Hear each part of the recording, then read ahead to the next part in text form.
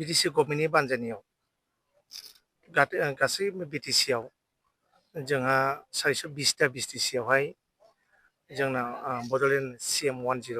CM काप 1.0 बे जोलुर बादायनायखौ जोंनि प्रमद बर' सारा बे खेलाखौ होनाय जादों। बिनि मेन उद्देश्यआनो जादों जाहाथे जोंनि गंफ्रोमबो बिटिसिआव थानाय गामि सिंनिफ्राय जाहाथे मोजां मोजां गेलेगिरिफ्रा मोनसे प्लेटफर्म मोनो आरो बे गेलेगिरिफ्रा जाहाथे नेशनेल इन्टारनेशनेल लेभेलाव थांनानै खेलाखौ गेलेहैनो हायो बे बिथिंखौ नोजोर होनानै जोंनि प्रमद बर' सारा बे हाबाफारिखौ लानाय जादों आरो नोंथांमोननि चेनेलजों आं गिबियावनो प्रमद बर' सारखौ आङो साबायखर बावदों। बिदि मोनसे मोजांथार सिन्था धारनाजों बिथाङा बे जोंनि सिं माने गामि सिंनि जाहाथे प्लेयारफ्राबो जाहाथे मोजां खाबुखौ मोनो बे आरो खाबु मोनो बे हाबाफारिखौ लानो थाखाय आं बिथांखौ आरो साबायखर बावदों। थांखिया बेनो जोंनि बिटिसि गभर्नमेन्टनि थांखिया बेनो जोंनि गामि ओनसोलाव जिहेतु मोजां मोजां गेलेगिरिफोरबो थायो नाथाय बिथांमोना मा जादों मोनसे गोजौ लेभेलाव थांनो थाखाय प्लेटफर्म मोना आरो बेजों लोगोसे जोंनि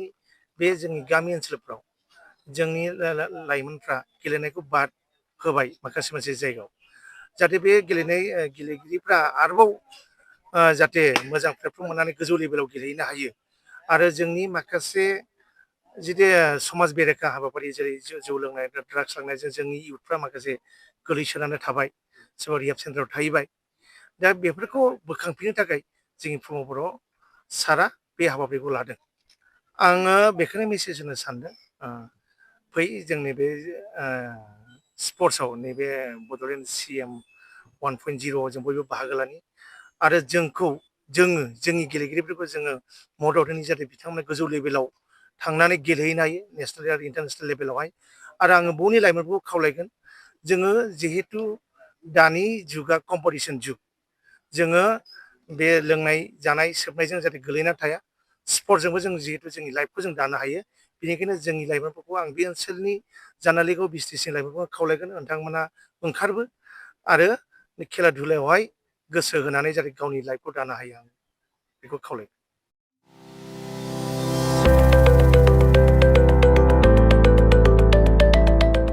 मोनसे गोजोनथाव खौरां क'क्राझार सहरनि जेडि रडजों नांजाबनाय गोजोनपुरी रयेल एनफिल्ड श'रुमनि गोजौआव थानाय सेन्ट्रेल भारत सेवाक समाजजों गनायथि होजानाय आइ आफा BM भकेशनेल इनस्टिट्यूटआव 2025 आरो 26 मायथाइनि मुं थिसननाया सोलिगासिनो दं। HS आरो HSLC उथ्रिसारनाय बिजाथि एबा फरायसाफोरा बे भकेशनेलाव गावारि सोलोंथाइखौ लानो हागोन। गोदान मुं थिसननाय आयदाफोरा जाबाय BSS diploma in medical record science, BSS diploma in EEG and EMG Technology, BSS Diploma in Critical Care Management,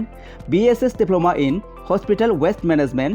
BSS Diploma in Hospital Infection Control and Prevention, BSS Diploma in First Aid and Patient Care,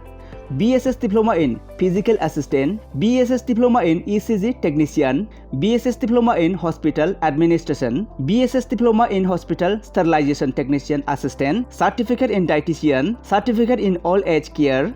Certificate Hospital Housekeeping,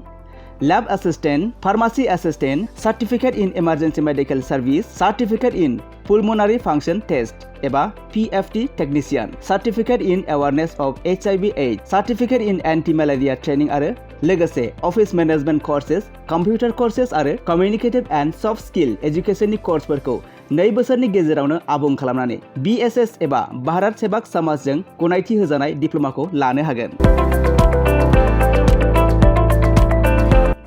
लोगोसे गासैबो डिप्ल'माखौ लानायनि उनाव सोरखारि साख्रि मोननायनि सुबिदाबो दं।